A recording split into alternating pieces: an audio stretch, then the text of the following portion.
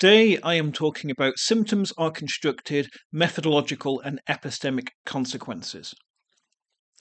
This is a summary of a paper which I had published in Synfes, which is a journal about epistemology and philosophy of science. It was published in 2021. The actual full title is called How Autism Shows That Symptoms, like Psychiatric Diagnoses, are Constructed, Methodological and Epistemic Consequences. The article is open access, so just search for that title and you can download the complete publication. Here I'm just going to give a summary of it. So the basic motive behind this paper is that lots of people think that psychiatric diagnoses are constructed, therefore they're not very good. However, as far as I can see, symptoms are also constructed, and yet people aren't concerned over symptoms.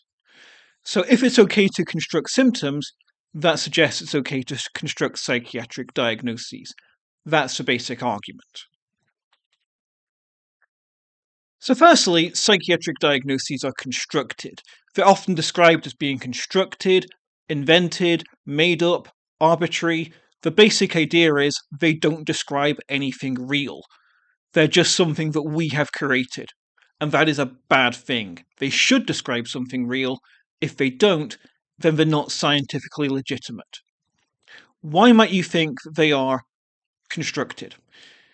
Firstly, they cover heterogeneous groupings of symptoms. That being, people can receive the same diagnosis, they can fit the diagnostic criteria, and yet have quite different symptoms. If psychiatric diagnoses describe something real, so the argument goes, then they'd be describing something whereby everyone has some pretty similar symptoms. Similarly, they're causally heterogeneous, that being, people can meet the diagnostic criteria and yet have quite different causes to one another. Again, if the diagnosis was describing something real, then people who receive a diagnosis would actually be quite similar causally. They're also the product of a decision-making process. So people have looked at the DSM, how it was formulated, the process of developing it and developing different versions of it. And it is the case that there are various committees and they have to make decisions about, should we add a symptom to the diagnostic criteria? Should we remove it from the diagnostic criteria? Should we even include this diagnosis in at all? If psychiatric diagnoses describe something real, then we discover them rather than decide what psychiatric diagnoses there are, so the argument goes.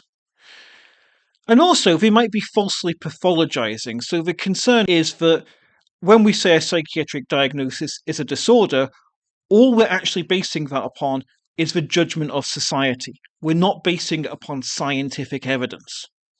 If we want to say it's a disorder, we should have scientific evidence to support this, and we currently don't. So it's another aspect of constructing psychiatric diagnoses. Or at least this is the argument made by critics.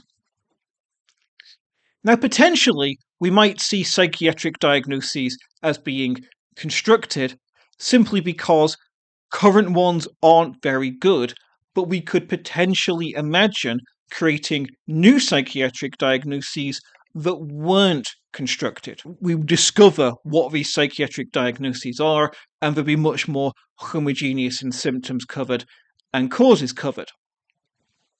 Alternatively, however, we might think that all possible psychiatric diagnoses are constructed because there's nothing out there for them to describe. People exist, their causes exist, their symptoms exist, but they don't cluster together in a neat, nicely demarcated manner. So symptoms and causes are distributed across the entire population rather than existing in nice, neat clusters. As such, there's nothing for psychiatric diagnoses in the world to describe. This is the rough position of various critics of psychiatric diagnoses. My response to this is that symptoms are also constructed.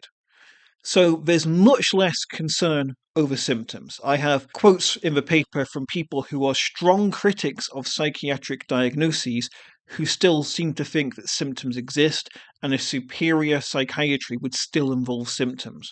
I argue, however, that just as psychiatric diagnoses are constructed, so too are symptoms. To do this, I make a distinction between behavior and symptoms. Alternatively, you could think of this as being a distinction between symptoms and manifestations of symptoms. The basic idea is that symptoms are relatively broad, whereas people actually manifest them as behavior, which are very specific. For example, a symptom of autism would be having special interests. That's something that is commonly understood to occur in autistic people. However, people can manifest this in different ways. One person may have an obsessive interest in Pokemon, another one on racing cars, a third one on neurodiversity.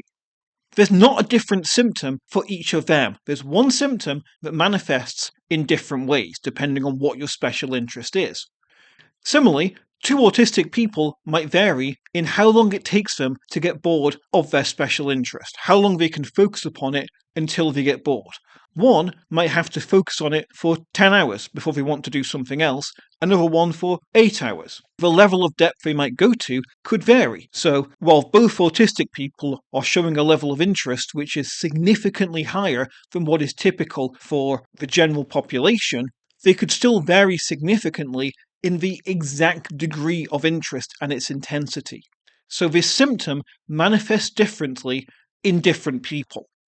Or consider, for example, autistic social skills. Autistic people typically socialize in ways that are different to typical members of a population. That being, they typically say different things and act in different ways compared to what is average. This relates to the so-called low social skills of autism, or you might just call it social skill differences. But how it actually manifests will be different in individual cases. Two particular autistic people could be at work, in a meeting with their boss, and they're literally going to be saying different things to their boss. Or similarly, an autistic person might be exhibiting autistic social skills in relation to their friends, a family member, at school, at work, when seeing the doctor, and they're going to be literally saying different things in each case. They're going to be manifesting the symptom differently in each case. So the basic idea is that symptoms are in some sense idealized and abstract models of behavior. They take a general idea of behavior and remove specific aspects of it. So rather than having a symptom for obsessive interest in Pokemon and a second one for obsessive interest in racing cars, those specific details of the manifestations are idealized and abstracted away to produce a model that generalizes, to produce a generalized model of special interests. In doing this, you can choose how to go about formulating the model, what's relevant and what's not. And I have an historical example where I compare psychoanalysis and cognitive psychology on autistic social skills. Is that I think both psychoanalysts and cognitive psychologists would accept that emotion and cognition can affect how you socialize. But they both disagree on which one is more important. Each one thinks one is really important and thinks the other one really isn't that important at all. Or at least typically, there's going to be exceptions to this. Psychoanalysts saw autistic social skills as in some way relating to emotion. Cognition potentially could have some effect, but it was so minor they abstracted and idealized it away. Similarly, cognitive psychologists think autistic social skills stem from cognition. Emotion could play a role, but it's idealized and abstracted away. Much like how both sides could think the weather could affect social skills. So, the specific way in which an autistic person speaks to someone else might be influenced by whether it's sunny or raining outside, but that's not a core aspect of autistic social skills. It could play a role, but it's generally so incidental that it's abstracted away. Similarly, psychoanalysts abstracted away cognition, and cognitive psychologists abstracted away emotions. How should we go about formulating symptoms? What standards should we use? And I outline 3 different factors. Firstly, limiting causal factors. Whenever you talk to someone, there are literally thousands of potential causal factors present. like the ambient air temperature, the last time you ate something, what sort of general mood you're in. All of these very, very small things could have an influence on the exact things you say and the exact body language that you exhibit. The vast majority of them are of such little consequences generally that there's good reason to abstract them away. Because if we didn't, we'd have to have autistic social skills when it's raining and autistic social skills when it's sunny. And of course, there's many different weather states between those two. It's good reason not to formulate different symptoms based upon such incidental factors. Secondly, generality. In science, we want something to be applicable to different situations. As such, we want a notion of social skill differences that's applicable to being at work, being at school, talking to your family, talking to your friends, stuff like that. We don't want to tie it to one of those specific things. We want something more general. The idea being is when somebody is in these situations, they're manifesting something much more general. But thirdly, we still want accuracy. We still want to make sure there's at least a level of connection between the symptoms we formulate and the actual behaviour being exhibited. We're being constrained by what's actually going on in the world when people manifest these symptoms. And so there's a tension between these. Limiting causal factors and generality emphasize removing aspects of behaviour. Accuracy emphasizes retaining them. When constructing symptoms, you have to consider how to balance these three. Having argued that symptoms are constructed, I then suggest that the concerns people have about psychiatric diagnoses being constructed are also applicable to symptoms. Firstly, as I've just described, symptoms can cover heterogeneous manifestations of behaviour. That being, we can consider quite different behaviour as being instances of the same symptom. Secondly, symptoms can be causally heterogeneous. That's true both in relation to the examples I've given, whereby there can be lots and lots of causal factors going on, even though we consider manifestations of the symptom to be instances of the same symptom. But also, if you look at the psychological and genetic and neurological level, the same is true here as well. We can consider two things as being the same symptom, even though they have quite different causes going on underneath. Thirdly, decision-making process is required to formulate symptoms.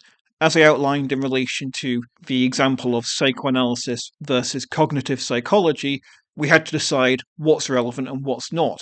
And I outlined three different standards: limiting causal factors, generality, and accuracy. We need to decide how to balance them. And finally, you have the concern that symptoms might also be falsely pathologizing. So, for example, take the hearing voices movement. They say, well, actually, plenty of people hear voices, and at least sometimes they're not harmful. Or take, for example, stimming by autistic people. That's a potential way of reducing anxiety. It doesn't look like it's harmful.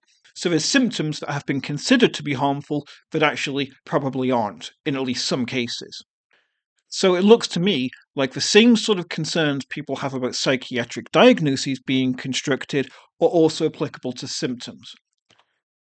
And from this, I say we've got three different options when it comes to understanding psychiatric diagnoses.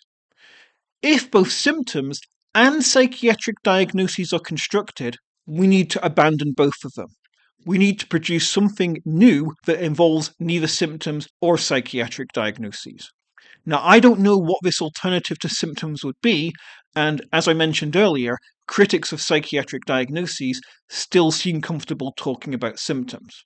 I don't want to say option 1 isn't a possibility, but I'm not sure how that would work.